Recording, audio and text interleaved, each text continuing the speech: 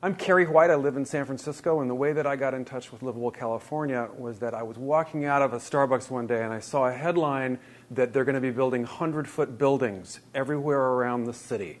My neighborhood, your neighborhood, wherever they chose. And the ostensible reason was that we have a housing shortage. But the real reason, once I looked into it, was that they simply want to have more developers build more housing at any price, at any cost, anywhere.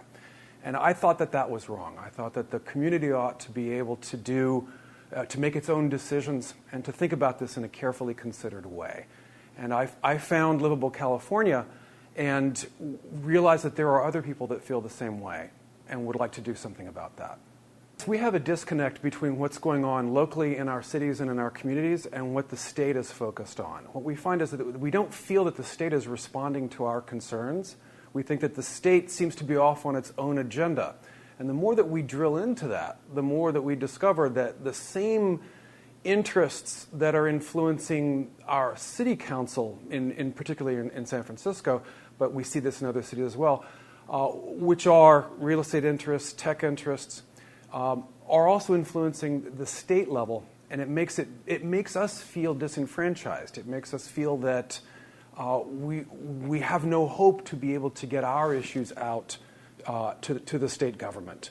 And whether that's homelessness, whether that's school systems, whether that's infrastructure, we think that all of this is being preempted by the desire of very wealthy interests to continue to make even more money.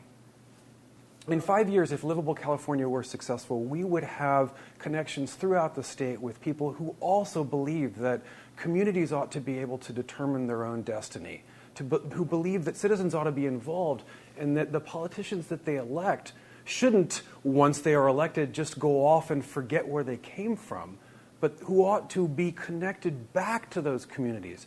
If Livable California were as successful as we want it to be, people would really believe they are in charge of their destiny again and that they can do something about it. I am so inspired to see that I'm not alone, that there are others that believe this exact same thing about communities and about the future that we can make for California. And Livable California has shown me that citizens just like me are in every community.